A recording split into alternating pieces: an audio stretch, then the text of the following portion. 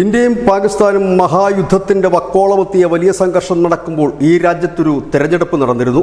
യുദ്ധത്തിന്റെ വാർത്തകൾക്കിടയിൽ മുങ്ങിപ്പോയ ഒരു തെരഞ്ഞെടുപ്പ്. 27 ജില്ലകളിലായി നടന്ന തെരഞ്ഞെടുപ്പ്.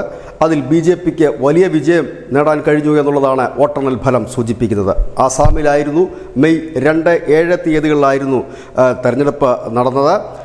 ഇതിൻ്റെ റിസൾട്ട് പുറത്തു വരുമ്പോൾ 348 ജില്ലാ പഞ്ചായത്തുകൾ 325 സീറ്റും BJPയും സഖ്യകക്ഷികളും നേടിയിരിക്കുന്നു. BJPയും അസം ഗണപരിഷത്തും ചേർന്ന NDA മുന്നണിയാണ് തെരഞ്ഞെടുപ്പിനെ നേരിട്ടത്. അവർ 348-ൽ 325 സീറ്റുകൾ നേടിയിരിക്കുന്നു. അക്ഷരാർത്ഥത്തിൽ ഒരു സുനാമി എന്ന് തന്നെ നമുക്ക് പറയേണ്ടി വരും. 2192 അഞ്ചാലിക് പഞ്ചായത്തുകളിൽ 1436 സീറ്റുകൾ BJP നേടി. കോൺഗ്രസ് ആവട്ടെ 72 സീറ്റുകളിലേക്ക് ഒതുങ്ങിപ്പോയിരിക്കുന്നു. ദിബ്രുഗഡ്, ധേമാജി, സോണിത്പൂർ, ടിൻസുകിയ, ജോർഗഡ് തുടങ്ങിയ ജില്ലകളിൽ BJP അക്ഷരാർത്ഥത്തിൽ നേടിയ 100% വിജയമായിരുന്നു. ഏതായാലും ഇതുവരെ BJP ജയിക്കാത്ത മുസ്ലിം ഭൂരിപക്ഷം മേഖലയിൽ പോലും വലിയ വിജയം BJPക്ക് ലഭിച്ചിരിക്കുന്നു. തദ്ദേശീയരായ മുസ്ലിങ്ങൾക്കിടയിൽ 70% വോട്ടാണ് BJPക്ക് തദ്ദേശ തെരഞ്ഞെടുപ്പിൽ ലഭിച്ചത്. ഇത് അവിടെ ഭരിക്കുന്ന ഹിമന്ത ബിശ്വ ശർമ്മ സർക്കാരിന് വലിയ ആത്മവിശ്വാസമാണ് നൽകിയിരിക്കുന്നത്. 126 അംഗ നിയമസഭയിൽ BJPക്ക് നിലവിൽ 68 അംഗങ്ങൾ BJPക്ക് തനിച്ചുണ്ട്. അവരെ പിന്തുണച്ച്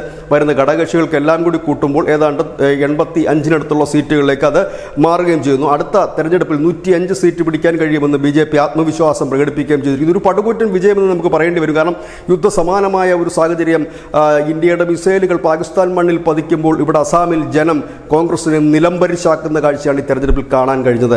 ഏതായാലും വലിയ വിജയം BJP സംബന്ധിച്ച് ഈ സംഘർഷങ്ങൾക്കിടയിൽ നടന്ന ഒരു വലിയ തെരഞ്ഞെടുപ്പ് എന്ന ഒരു പ്രത്യേകത കൂടിയുണ്ട്. ഇവിടെ മറ്റൊരു കാര്യം കൂടി ശ്രദ്ധേയമാണ്. രാജ്യത്ത് എല്ലാ കാര്യങ്ങളും സാധാരണ നിലയിലായിരുന്നു സംഘർഷം നടക്കുമ്പോഴെന്നുള്ളതാണ് തന്നെയാണ്. സാധാരണ ജനജീവിതമായിരുന്നു. തെരഞ്ഞെടുപ്പുകളൊക്കെ പതിവ് പോലെ തന്നെ നടന്നു. വോട്ടെണ്ണലും പതിവ് പോലെ തന്നെ നടന്നു. അതൊക്കെ സംഘർഷവും മറ്റു കാര്യങ്ങളുമൊക്കെ നോക്കേണ്ടവർ നോക്കിക്കോളും, അത് കൃത്യമായി തന്നെ ഞങ്ങൾക്ക് സുരക്ഷ നൽകിക്കോളും എന്നുള്ള ഉറച്ച വിശ്വാസം ഇന്ത്യൻ ജനതയ്ക്കുണ്ട് എന്നുള്ള ഒരിക്കൽ കൂടി വെളിവാക്കുന്ന ഒന്നുകൂടിയായിരുന്നു ഈ തെരഞ്ഞെടുപ്പ് ഫലം. News desk news India Malayalam.